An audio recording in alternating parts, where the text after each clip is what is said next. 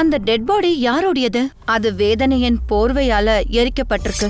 யார் அந்த பெண்? பட்ட பகல்ல அவளை நசுக்கி சாகடிச்சிருக்காங்க.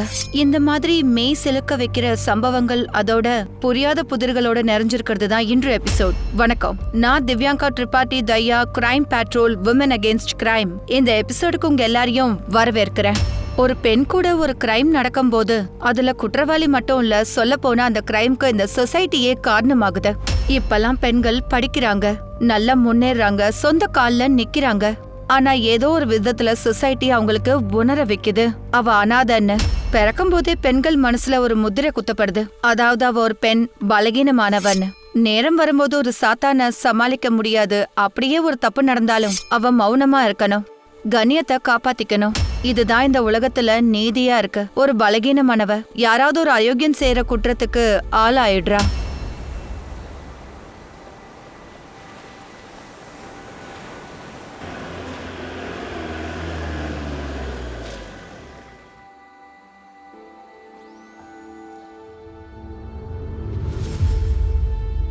வணக்கம்.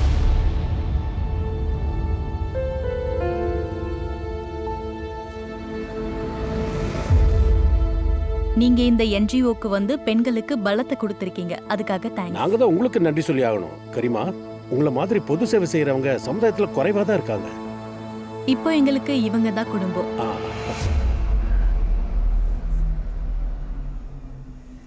கரிமா அக்கா மட்டும் இல்லனா என் புருஷன் என்னையும் என் குழந்தைங்களையும் சாகடிச்சிருப்பான். எல்லா பெண்களுக்குள்ளயும் துர்கா குடிக்கொண்டிருப்பாங்க. உங்க சக்தி என்னன்னு உங்களுக்கு புரிஞ்சுதுன்னா உங்களை நெருங்கறதுக்கு யாருக்கும் தைரியம் வராது. அட, இங்கே நின்னுட்டா பேசிட்டு இருக்கணும், வாங்க உள்ள.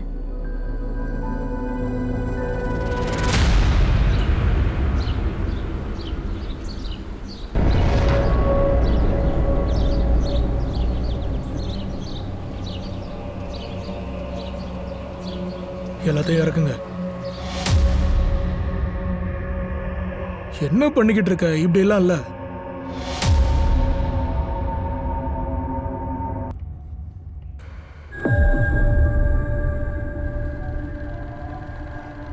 சரியா?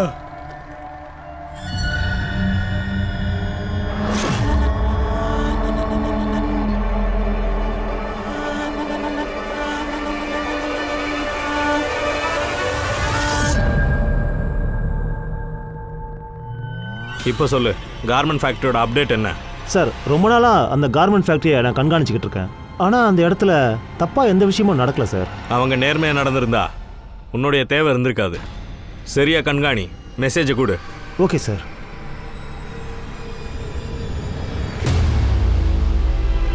வாங்க சிஸ்டர், வாங்க உள்ள போய் உட்காருங்க. ஏய் ஜும்பா, நீ எங்கம்மா இருக்க? வா, கொண்டு போய் கொடு. சீக்கிரம் மஞ்சளை தடவ ஆரம்பிங்க. சரி காஜல் அக்கா, கல்யாணம் பண்ணதும் எங்களை மறந்துட மாட்டியே? போடி. அட, அவ எப்படி மறந்துடுவா? மறக்க விட மாட்டோமே. இன்னும் சொல்ல போனா வரதட்சணையா உன்னதானே அனுப்ப போறோம்.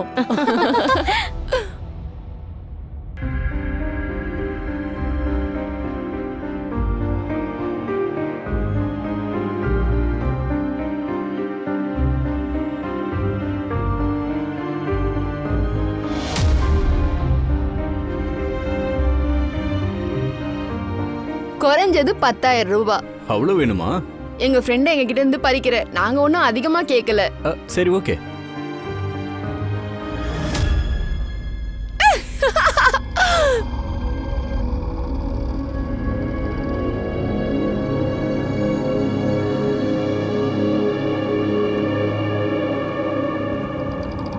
எதுக்காக அவ கையில அவ்வளவு பணத்தை கொடுத்தீங்க? இன்னும் நீ அதே தான் யோசிக்கிறியா?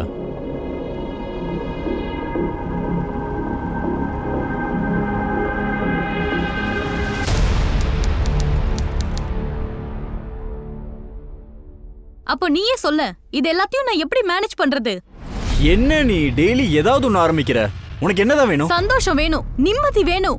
இங்க அங்கன்னு பணத்தை செலவு பண்ணிக்கிட்டு இருக்க, வீட்ல எடுத்துட்டு வந்து கொடு. இது நம்ம வீடு, குடும்பத்தை நடத்தணும், எனக்கும் ஆசை இருக்கு. அதான் உனக்கு என்ன வேணும்னு கேக்குறேன். சூடுல என் உடம்பெல்லாம் எரியுது.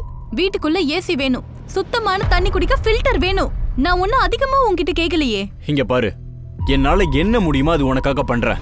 இன்னும் தேவைப்பட்டா நேரா உங்க அம்மா வீட்டுக்கு போ.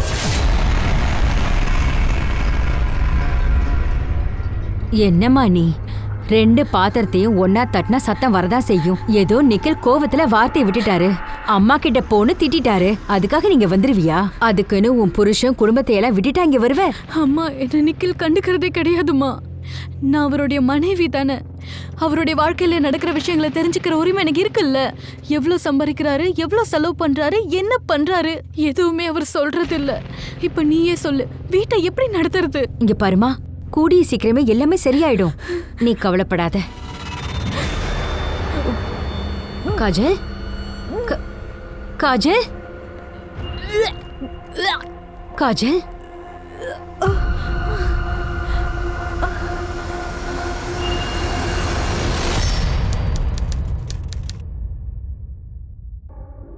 இங்க பாரு, நடந்ததை மறந்துரு. இனிமே கண்டிப்பா நான் அனாவசியமா செலவு பண்ண மாட்டேன். சம்பாதிக்கிறத உன் கையில கொண்டு வந்து தரேன். இப்ப குழந்தையே பிறந்துருச்சு, இதுக்காகவாவது ஒத்துக்குவேன்.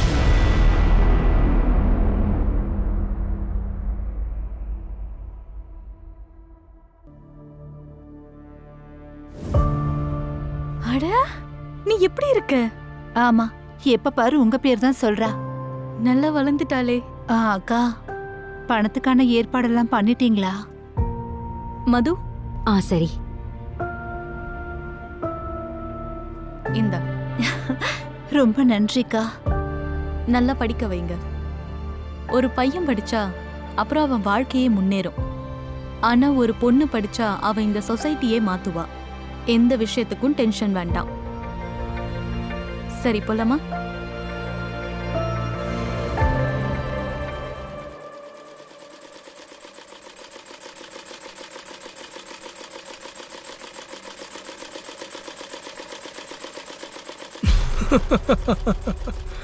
வீட்டில் இருக்கிற பழைய மிஷின்ல இருந்து இன்னைக்கு இந்த ஃபேக்டரி வரைக்கும் வளர்ச்சி அடைகிறதுக்கு எனக்கு 6 வருஷம் ஆச்சு. இந்த இடம் பல பேருக்கு வேலை கொடுத்துருக்கு. எல்லாமே முன்னேற்றம் தான். அதில் அங்கே போய் பார்க்கலாம். போகலாம் சார். டேமேஜ் ஃபேப்ரிக்ஸோட கலரிங் எல்லாம் இந்த இடத்துல தான் நடக்கும். இடம் நல்லா பெருசாக தான் இருக்கு. இன்னும் காட்டுறேன் வாங்க. இதுதான் எங்களோட கோடவுன்.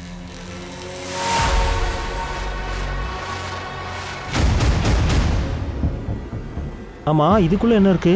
இது ஒரு ஸ்டோர் ரூம். பார்க்கலாமா? அட, அங்க பார்க்கறதுக்கு எதுவுமே இல்லை சார். நீங்க வாங்க, அங்க போய் பார்க்கலாம்.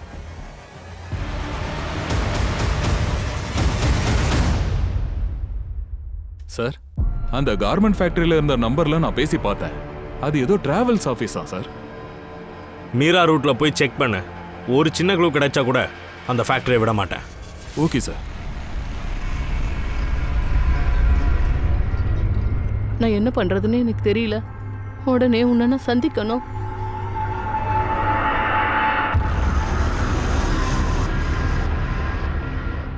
அப்பாக்கு உன்னை பத்தி தெரிஞ்சிருச்சு இக்பால். அவரு நம்மள ஒன்னா சேர்க்க மாட்டாரு. நீ எதுக்கும் கவலைப்படாத, நான் உன் அப்பா கிட்ட பேசுறேன். என்னடா பேசுவ? சொல்லு, என்னடா பேசுவ? அங்கிள், நான் சொல்றத கேளுங்க, கொஞ்சம் கேளுங்க அங்கிள். வெக்கமா இல்ல? உன் மதத்துல போய் பொண்ணை தேட வேண்டியதானே? எங்க பொண்ணுங்களை தப்பா பாக்குற? அப்பா, இக்பால ஒன்னும் பண்ணாதீங்கப்பா. அப்பா சொன்ன கேளுங்கப்பா, ப்ளீஸ் பா. நீயே சரியில்லைன்னா இவகிட்ட பேசி என்ன பிரயோஜனம்?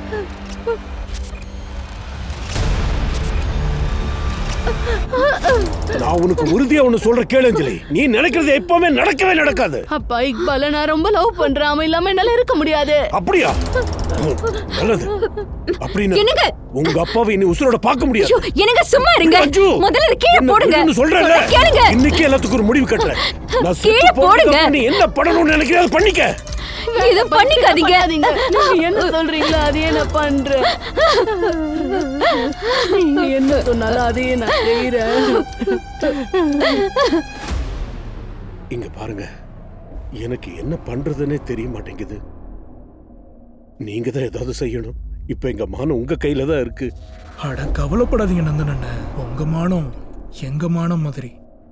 வேலை முடிஞ்சிடும்.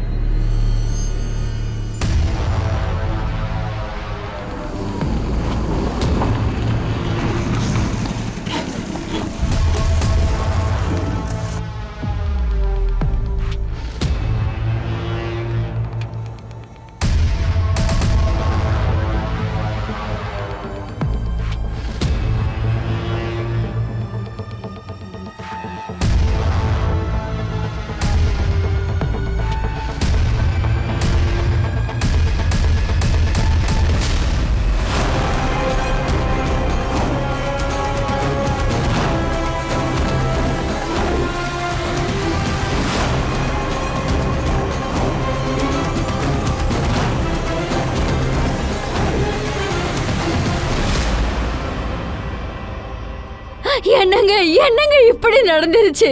என் மகளை பாருங்களேன். நான் என்ன பண்ணுவேன்? என்னங்க இது? ஏங்க இப்படி எல்லாம் நடந்துச்சு? என் பொண்ணு அஞ்சலி.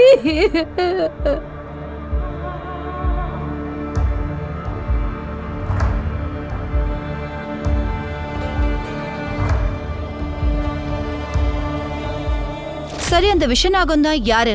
அஞ்சலி வாழ்க்கையில விஷத்தை கக்கிட்டானே.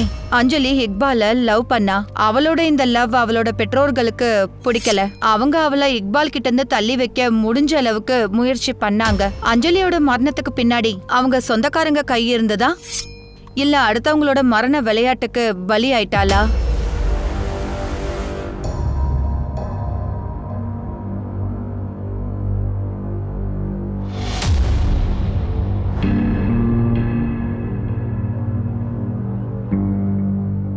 என்ன வேணாலும் பண்ணு, இதுக்கு மேல என்னால தாங்கிக்க முடியாது. உன்னை விட்டு விலகி என்னால வாழவும் முடியாது.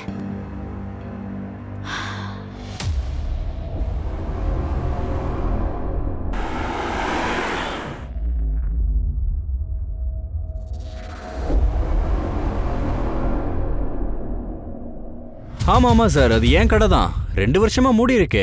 சரி, மூடி இருக்குன்னா உன் கடையோட லேண்ட்லைன்ல இருந்து கார்மெண்ட் ஃபேக்டரியோட நம்பருக்கு தினமும் கால் போகுதே. சார், இந்த பில்லை நான் 2 வருஷமா கட்டல. அநேகமா டிஸ்கனெக்ட் ஆயிருக்கும்னு நினைச்சேன். ஒரு நிமிஷம் நிறுத்துங்க. அந்த பொண்ணை கூட்டிட்டு வா. விட்டு தள்ளுங்க மேடம். ரவுடிங்க தான் இவங்களை கூட்டிகிட்டு வராங்க. இவங்களே பிச்சை எடுக்க வைக்கிறாங்க. பெரிய கேங்கே இருக்கு. குழந்தைங்க இந்த நாட்டுடைய எதிர்காலம். அவங்க உயிரை காப்பாத்த எந்த கேங்கருக்கும் நான் பயப்பட மாட்டேன். எந்த ரவுடி வந்தாலும் பரவாயில்ல. நான் தலைவர்கிட்ட பேசிக்கிறேன், நீ கூப்பிட்டுட்டு வா. சரிங்க மேடம், போறேன். இங்க பாருமா.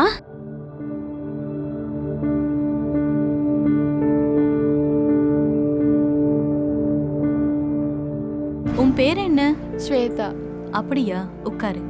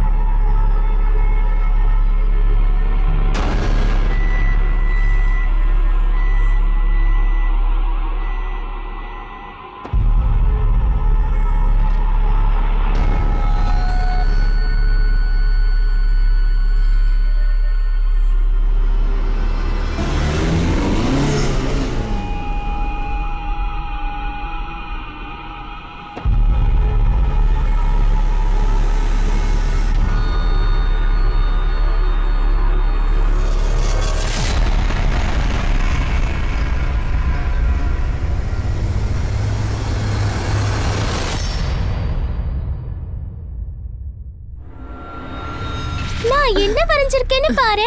என்ன வரைஞ்ச?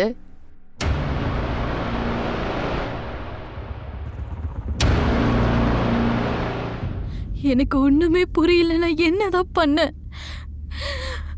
நிக்கில் இந்த மாதிரி பண்ணுவான்னு நான் நினைச்சு கூட பார்க்கல. நீ எதுக்காக டென்ஷன் ஆகுற? எல்லாம் சரியாயிடும். உனக்கு எவ்வளவு நாள் வேணுமோ நீ இங்கே தங்கலாம். எவ்வளவு நாள் தான் உனக்கு பாரமாவே இருப்பேன். நான் எனக்குன்னு ஏதாவது பண்ணியாகணும் இல்லையா குஷி? இத பாரு, உனக்கு வேணா நீ போய்க்கோ. நான் உன்னை தடுக்க மாட்டேன். ஆனா குறைஞ்சபட்சம் ஈனாவை என்கிட்ட விட்டுட. அவ எனக்கும் பொண்ணு தானே.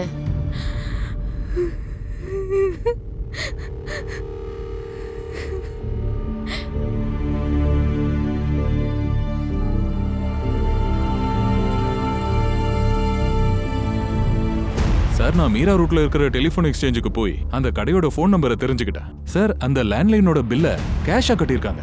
ஆனா அந்த ஓனர் கிட்ட கேட்டா கேஷ் கட்டின மேட்டர் எனக்கு தெரியாதுன்னு சொல்றான். கடை மூடி இருக்கு. அப்ப லேண்ட்லைன்ல இருந்து யார் கால் பண்றது? டூப்ளிகேட் கீ கண்டிப்பா இருக்கணும். இதை தாண்டி பெருசா எதுவும் கேட்கலையா? இல்ல சார். லேண்ட்லைனும் கட் ஆகல? இல்ல சார். குட். சரி, இந்த லேண்ட்லைன்ல இருந்து கால் கார்மெண்ட் ஃபேக்டரியை தாண்டி எங்க தான் போகுது? பொந்துக்குள்ள எலி இருந்தா பூமியை தோண்டி தான் ஆகணும்.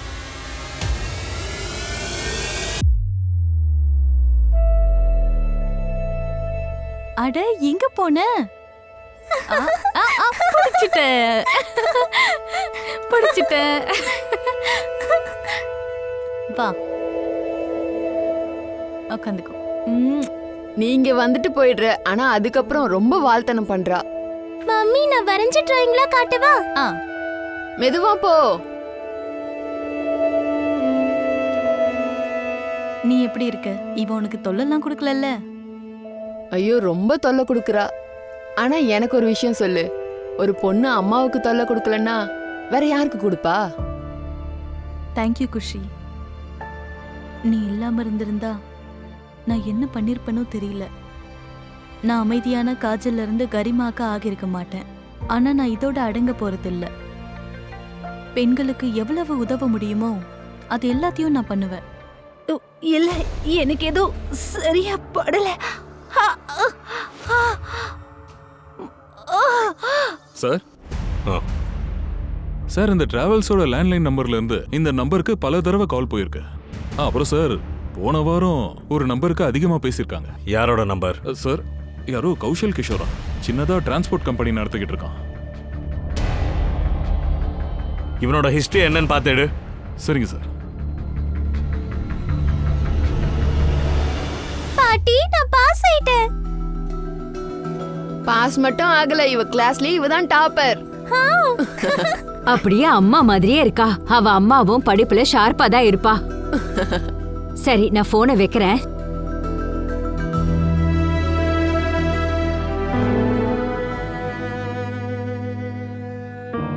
பிடிவாதம் பிடிச்சதுனால காஜல் நிக்கில கல்யாணம் பண்ணிக்கிட்டா.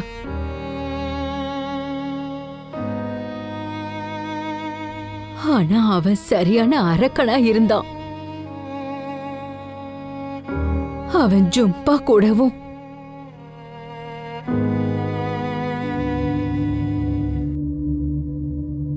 ஜும்பா எவ்வளவு தடவை சொல்றது? டைமுக்கு சாப்பிடணும். சரிக்கா, நான் க்ளீன் பண்ணிடுறேன். சரி, க்ளீன் பண்ணு. அப்புறம் இந்த ஹீனா தூங்குறதும் இல்ல, தூங்க விடுறதும் இல்ல. இப்பதான் படுத்து தூங்குறா. நான் என்ன சொல்றேன், நானும் போய் கொஞ்சம் படுத்துக்கிறேன். நிக்கில் வந்ததும் அவனுக்கு சாப்பாடு கொடுத்துரு. சரிக்கா. வரேன். நீயும் சாப்பிட்டுக்க. சரிக்கா.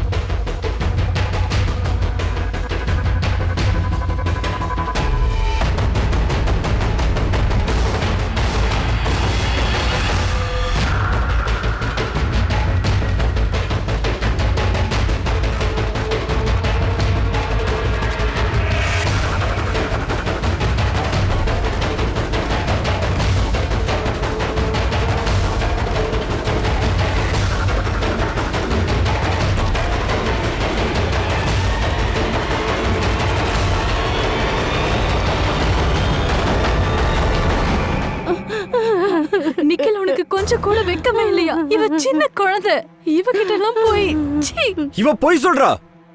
நான் இவளை தொட்டது கூட கிடையாது. உன்னை விட எனக்கு இவளை பத்தி நல்லாவே தெரியும். இவ என்கிட்ட போய் சொல்ல மாட்டா, தெரிஞ்சுக்க. நீ அவளை தெரிஞ்சுக்க. இந்த பிரச்சனையே எனக்கு வேணாம். நான் இவளை ஒண்ணுமே பண்ணல, அவ்வளவுதான்.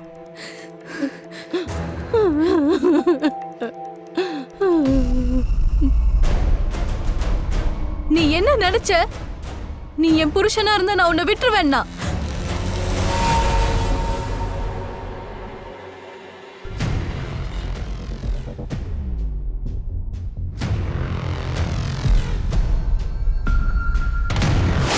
சார், இதான் அந்த ட்ரக்கு. வண்டியை செக் பண்ணுங்க. Yes sir. வண்டியில என்ன இருக்கு? ஒன்றும் இல்லை சார், நீங்களே செக் பண்ணிக்கங்க. அது காட்டு. அது அந்த பாக்ஸ்ல என்ன இருக்குன்னு பாரு.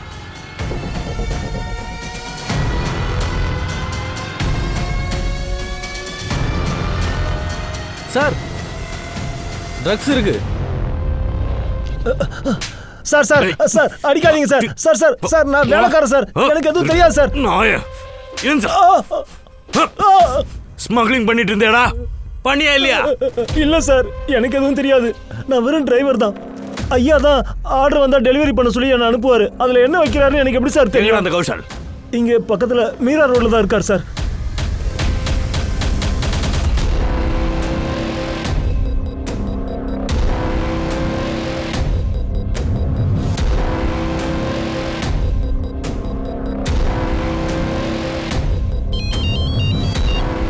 என்னாச்சு சார்?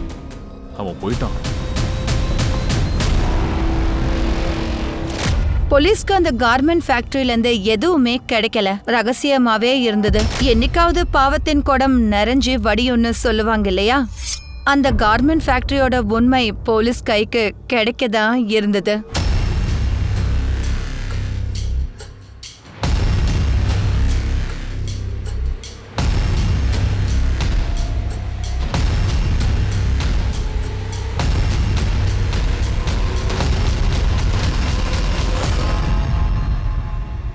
சார், எனக்கு ஒரு கம்ப்ளைண்ட் கொடுக்கணும். என்னாச்சு? என் கூட ஏதோ தப்பு நடந்திருக்கு. பெரிய சார் எங்க இருக்காரு? என்னாச்சு?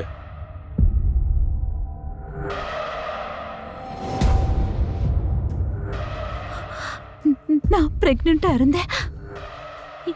எனக்கு மிஸ்கேரேஜ் ஆயிடுச்சு. உன் ஆள் தான் இதை பண்ணாரா? இல்ல சார். அன்னைக்கு நான் உஷார் நகர்ல இருக்க கார்மெண்ட் ஃபேக்டரிக்கு போயிருந்தேன்.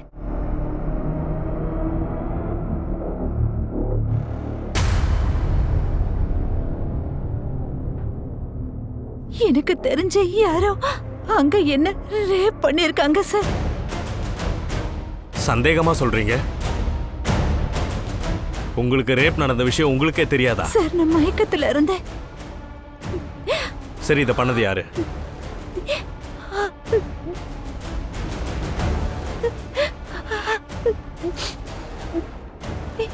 நீங்க பயப்படாதீங்க. நீங்க ஓப்பனா சொல்லாத வரைக்கும் என்னால ஹெல்ப் பண்ண முடியாது.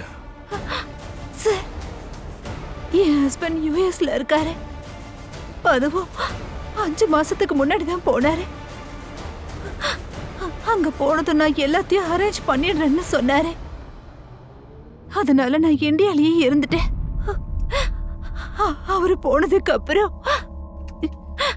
நான் பிரெக்னெண்டா இருக்கிற விஷயம் எனக்கு தெரிஞ்சது. இந்த 5 மாசத்தை நான் அப்படி இப்படின்னு எப்படியோ கடத்திட்டேன். ஆனா அப்புறம் தான் எனக்கு தோணுச்சு, இது எங்க 2 பேரோட முதல் குழந்தை. இந்த நேரத்துல நாங்க 2 பேரும் ஒன்னாதான் இருக்கணும். இத பாரு, எனக்கு லீவ் எல்லாம் கிடைக்காது. நான் இப்ப இந்தியா வந்துட்டேனா இருக்கிற வேலையும் போயிடும். சார், நான் என் ஹஸ்பண்ட் கிட்ட போகிறதுக்கு ஆசைப்பட்டேன். ஆனா என்ன பண்றதுன்னு தெரியாம தவிச்சேன். சொல்ல போனா உள்ளுக்குள்ள ரொம்ப வருத்தப்பட்டேன். உன்னாலதான் இங்க வர முடியாது, ஆனா நான் அங்க வர முடியும் இல்லையா? அட என்ன நீ, இப்பதான் உன்னோட யூஎஸ் விசா ரிஜெக்ட் ஆயிருக்கு. நீ சொன்ன மாதிரி நான் இங்க பேசி பார்க்கட்டுமா? சரி.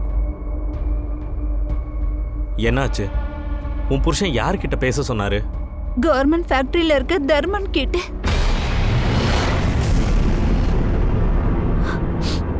எதுக்கு தர்பன் கிட்ட?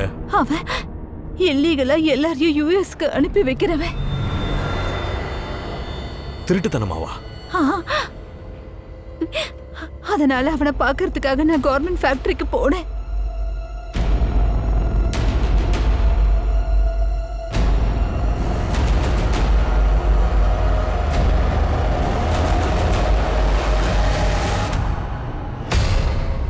நீங்க இந்த நிலைமையில போய் தான் ஆகணுமா? ஆமா, நான் கண்டிப்பா அங்க போய் தான் ஆகணும். எனக்கு ஒரு ஆசை இருக்கு. என் குழந்தை இந்த உலகத்துக்கு வரும்போது என் கூட என் புருஷன் இருக்கணும். நல்லது. இங்க பாருங்க, நம்ம இங்கிருந்து பனாமா ஜங்கிள் கிராஸ் பண்ணுவோம். அங்கிருந்து மெக்சிகோ போயிடுவோம். அப்புறம் மெக்சிகோல இருந்து யூஎஸ் பார்டர். ஆனா பார்டர் கிராஸ் பண்ணும்போது அரெஸ்ட் ஆகிறதுக்கு வாய்ப்பு இருக்கு. நீங்க சொல்றது எனக்கு புரியுது. அதோட இந்த பயணம் ரொம்பவே கஷ்டமா இருக்கும். ட்ரக்ல உட்காந்து இல்ல ஆயில் டேங்க் உள்ள உட்காந்து போற மாதிரி இருக்கும். அதனால போறவங்களுக்கு நாங்க மயக்க இன்ஜெக்ஷன் போட்டு விட்டுருவோம். அதனால போற கஷ்டம் தெரியாது. உங்க நிலைமைய பார்த்தா நீங்க அவ்வளவு தூரம் போய் கஷ்டப்பட வேணாம்னு தோணுது. அதனால இங்கேயே ஒரு தடவை டெஸ்ட் எடுத்துடலாம். ஏதாவது சைடு எஃபெக்ட் இருக்கா இல்லையான்னு தெரிஞ்சிடும்ல. சரி. அப்போ சரி, எல்லாம் ஓகேனா இவங்க இன்ஜெக்ஷன் போட்டுருவாங்க. எனக்கு வேலை இருக்கு, நான் கிளம்புறேன். வரேன்.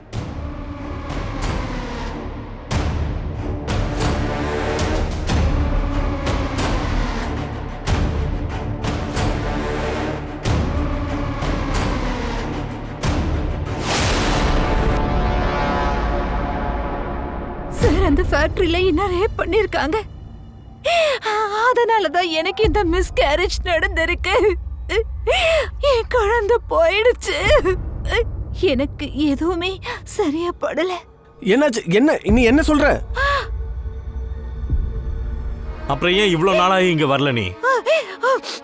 சார், என் புருஷன் இல்லீகலா தான் யூஎஸ்க்கு போயிருக்காரு. என்னோட விஷயம் போலீஸ்க்கு மட்டும் தெரிய வந்துருச்சுன்னா அவங்க கண்டிப்பா அவரை வர சொல்லிருப்பாங்க.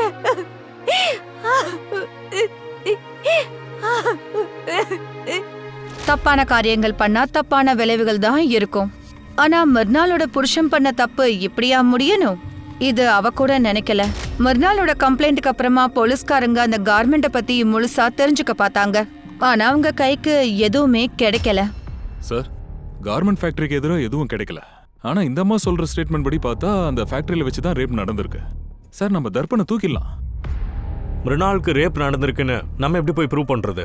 ஏன்னா புருஷன் இல்லீகலா யூஎஸ்க்கு போயிருக்கான். ஆனா சார், ஃபேக்டரியில இப்போ புறா போட்டிகள் நடக்குது. இதை வச்சே நம்ம ஃபேக்டரிக்கு ரெய்டு போலாமே. புறா போட்டின்னு சொல்லி நம்மளால ரெய்ட் பண்ண முடியும். ஆனா அதை தாண்டி இல்லீகலான விஷயம் நடக்குது. அதை எப்படி நம்மளால ப்ரூவ் பண்ண முடியும்? ஒரு விஷயத்த மறக்காத, மிருனால் ரேப் பண்ணப்பட்டிருக்கா. அதோட மிருனால் ஒரு பிரெக்னென்டான லேடி. அந்த கார்மெண்ட் ஃபேக்டரிக்கு எதிராக கம்ப்ளைண்ட்டும் பண்ணியிருக்கா. முதல்ல அவ புருஷன் மாட்டுவான், ஏன்னா இல்லீகலா யூஎஸ்க்கு போயிருக்கான். முதல்ல கார்மெண்ட் ஃபேக்டரிக்கு எதிராக ஆதாரங்கள் என்னன்னு தேடலாம், ஆக்ஷன் எடுக்கலாம். அப்புறம் I am very sorry sir. நான் தப்பு பண்ணியிருக்கேன்னு எனக்கே தெரியுது. அதுக்கான தண்டனை கிடைக்கும். அதுக்கான தண்டனை எனக்கு கிடைச்சாச்சு சார். தர்பன் உங்ககிட்ட ஏதாச்சும் கொடுத்தானா? டாக்குமெண்ட் அந்த மாதிரி, டிக்கெட், எனிதிங்? இல்ல சார், எங்க கையில அந்த மாதிரி அவங்க எதுவுமே கொடுக்கல சார். நாங்க 5 பேர் ஒண்ணா போயிருந்தோம். அதுல ஒருத்தங்கிட்ட தான் எல்லா டாக்குமெண்ட்ஸும் இருந்தது. பணத்தை எப்படி கொடுத்தீங்க? சார், பணம் எல்லாம் கேஷா தான் கொடுத்தோம். தர்பனை பத்தி உங்ககிட்ட சொன்னது யாரு? நந்தன் பவுலி.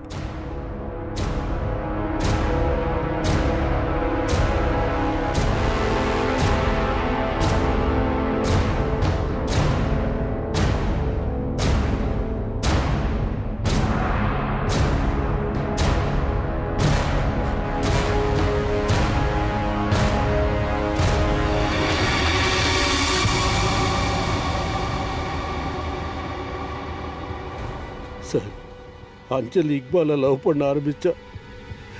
அதனால நான் அவங்கள யூஎஸ்ல அவங்க அண்ணன்கிட்ட அனுப்பிடலான்னு நினச்சிட்டு இருந்தோம். நாங்கள் ட்ரை பண்ணியும் எங்களுக்கு விசா கிடைக்கல. அதுக்காக நாங்கள் தர்பன் பாயை போய் சந்திச்சோம்.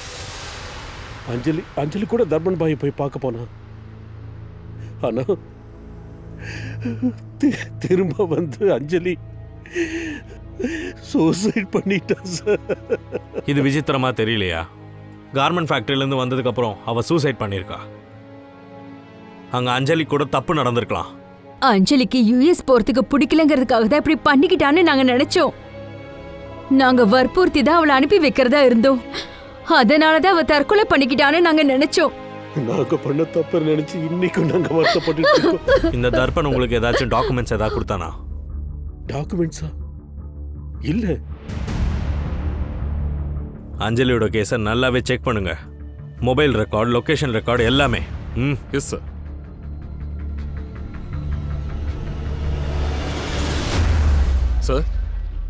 சார், அஞ்சலி கார்மெண்ட் ஃபேக்டரிக்கு போறதுக்கு முன்னாடி இக்பாலுக்கு 4 வாட்டி கால் பண்ணிருக்கா. அதுவும் சரியா நைட்டு 10 மணிக்கு. இக்பாலுக்கு 5 வாட்டி கால் பண்ணிருக்கா, ஆனா ரிசீவ் பண்ணல. வேற ஏதாச்சும்? சார், இக்பாலோட லைவ் லொகேஷன் படி கார்மெண்ட் ஃபேக்டரிக்கு பக்கத்துல இருந்திருக்கான். அதுக்கப்புறமா கிளம்பி அஞ்சலி வீட்டுக்கு போயிருக்கான். நைட்டு 1 மணி வரைக்கும் இருந்திருக்கான். இக்பால், அன்னைக்கு நைட்டு என்ன ஆச்சு? அஞ்சலியை ஃபாலோ பண்ணிட்டு போனல, 12 மிஸ் கால் கொடுத்துருக்க. ஒழுங்கா உண்மையை சொல்லு. சார், நான் அஞ்சலியை டீப்பா லவ் பண்ணேன். அன்னைக்கு அஞ்சலி எனக்கு கால் பண்ணா சார். நீ இல்லாம நான் உயிர் வாழ மாட்டேன். நான் யூஎஸ்க்கு போக விரும்பல. ப்ளீஸ் ஏதாவது பண்ணு. அஞ்சலி, உன் ஃபேமிலி நம்மள ஒண்ணா வாழ விட மாட்டாங்க. நம்ம ஓடி போயிடலாம். சரி. அஞ்சலி எல்லாத்தையும் விட்டுட்டு என் கூட வர தயாரா இருந்தா சார். நாங்க பிளான் பண்ண மாதிரி அவ ஃபேக்டரியிலேருந்து நேராக என்கிட்ட தான் வந்தா சார். நான் டெல்லிக்காக 2 டிக்கெட் போட்டிருந்தேன் சார். எல்லாம் ரெடியாக இருந்துச்சு சார். நான் கார்பன் ஃபேக்டரிக்கு வெளியே அவளுக்காக வெயிட் பண்ணேன் சார். அவள் வரவே இல்லை சார். அவளுக்கு பலமுறை காலும் பண்ணேன் சார். ஆனால் அவள் உன்னுடைய ஒரே ஒரு காலை தான் ரிசீவ் பண்ணியிருக்கா. அதில் என்ன சொன்னா?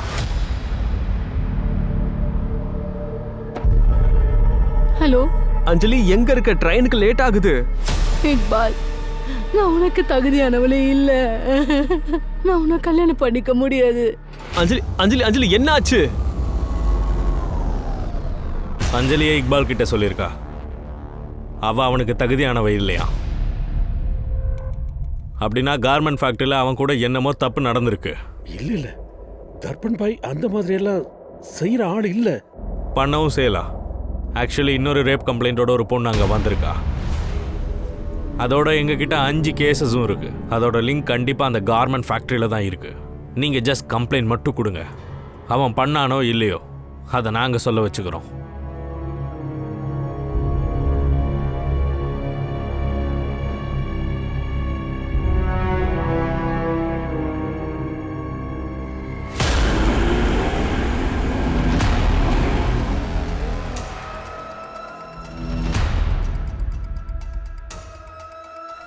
டூபே, நல்லா செக் பண்ணு சார். இங்க பாக்ஸுக்குள்ள செக் பண்ணு சார். எல்லாம் நல்லா பாரு. நீங்க என்ன பண்ணிக்கிட்டு இருக்கீங்க? அந்த ரூம்ல கூட செக் பண்ணு. இப்படிலாம் நீங்க வரக்கூடாது. இந்த புடி சர்ச் வாரண்ட். வாரண்டா? அங்க என்ன இருக்குன்னு பாரு.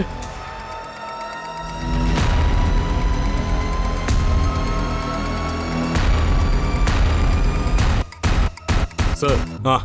சார், புறா போட்டி சம்பந்தமா எதுவுமே கிடைக்கல சார். இது கிடைச்சது.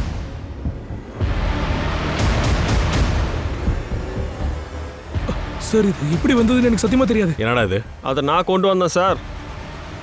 இதோ இவங்களுக்காக சார்.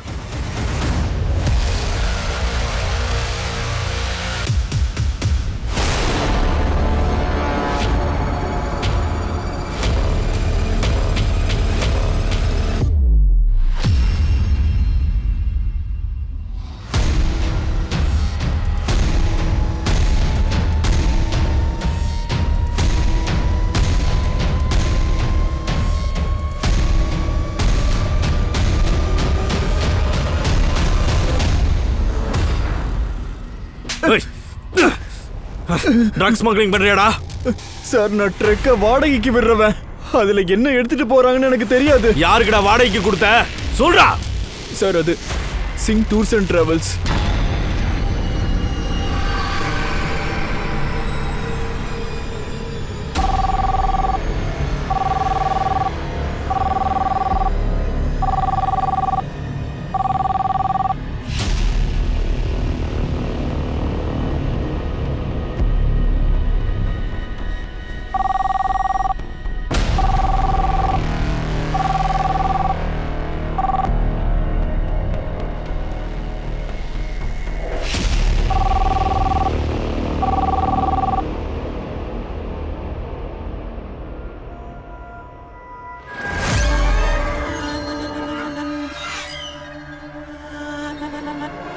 ஹலோ ஹலோ, எனக்கு யூஎஸ் போகணும்.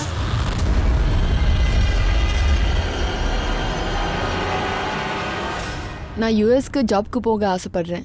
ஆனால் விசா கிடைக்க மாட்டேங்குது. ஏன்னா என் சர்டிஃபிகேட்டில் பிரச்சனை இருக்குது. போயிடலாம். மெக்சிகோ வழியா யூஎஸ்க்கு அனுப்பிடுவோம். ஆனால் போகிற வழி கொஞ்சம் ஆபத்தானது. அதனால மயக்க ஊசி போடுவோம். ஒரு வாட்டி டெஸ்ட் பண்ணிடலாமா? சைடு எஃபெக்ட் இருக்கான்னு பார்க்கணும்ல. ஓகே. அப்போ சரி.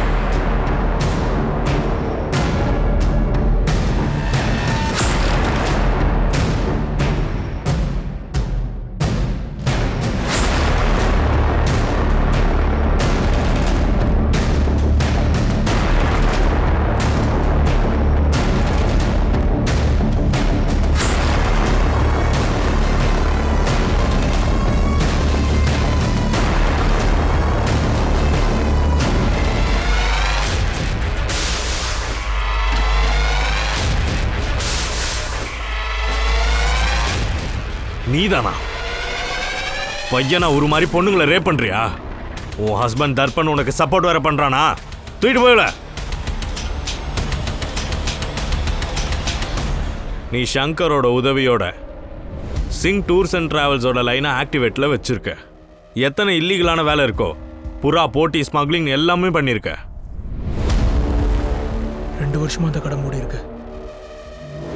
அந்த கடையோட ஓனர் சிங் அந்த கடையை விற்க போறதா நான் கேள்விப்பட்டேன். அதனால அவன் ரெண்டுக்கு கொடுக்கல, காலியாவே வச்சிருந்தான். ப்ராப்பர்ட்டியோட ரேட் அதிகமாகட்டும்னு அவன் வெயிட் பண்ணான். அங்கிருந்து தான் நாங்கள் எங்கள் வேலையை ஆரம்பித்தோம். இனி மறைச்ச எந்த பிரயோஜனமும் இல்லை. 7 ஃபைல்ஸ் கையில் இருக்கு, இன்னும் 5 வேற பெண்டிங்கில் இருக்கு. இன்னையிலேருந்து கொஞ்ச நாள் முன்னாடி நம்முர்தாங்கிற ஒரு பொண்ணு உங்கள் கார்மெண்ட் ஃபேக்ட்ரியில் வேலை பார்த்துக்கிட்டு இருந்தா.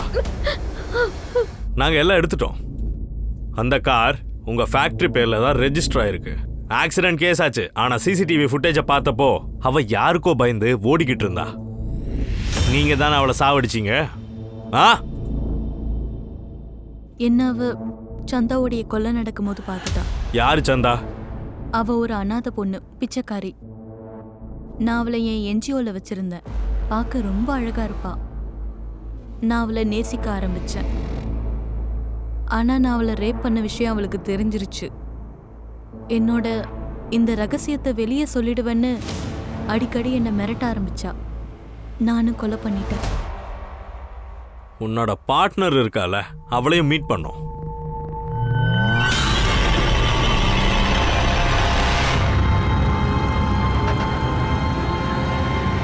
எனக்கு பெண்கள்னா பிடிக்கும். நானும் குஷியும் முதல்ல இருந்தே பார்ட்னர்.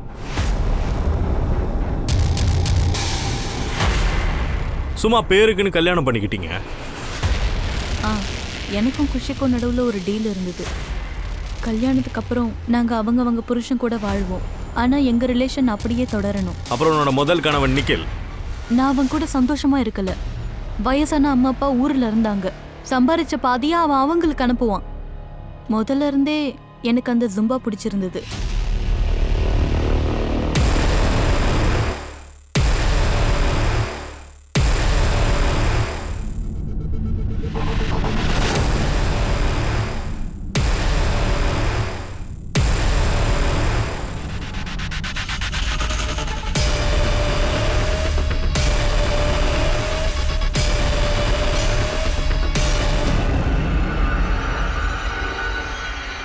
அஞ்சலி, நீ தான் ரேப் பண்ணியா? சொல்லு. அவளை இல்லீகலா யூஎஸ் அனுப்புறதா இருந்தது. ஆனா அவளுக்கு பிடிக்காம அவ திரும்ப வீட்டுக்கு போயிட்டா. வீட்டுக்கு போனதுக்கு அப்புறம் அவளால அந்த ரேப்பை தாங்கிக்க முடியல. அவ செத்துட்டா, சூசைட் பண்ணி. உனக்கெல்லாம் வெக்கமாவே இல்லையா? மக்கள் உன்னை தேவின்லாம் சொல்றாங்க, ஆனா நீ ஒரு மூதேவியா இருக்க. என்ன பண்றது சார்? பெண்கள்னா எனக்கு பிடிக்குது. இனி உனக்கு பிடிச்ச விஷயத்த ஜெயிலுக்குள்ள வச்சுக்க.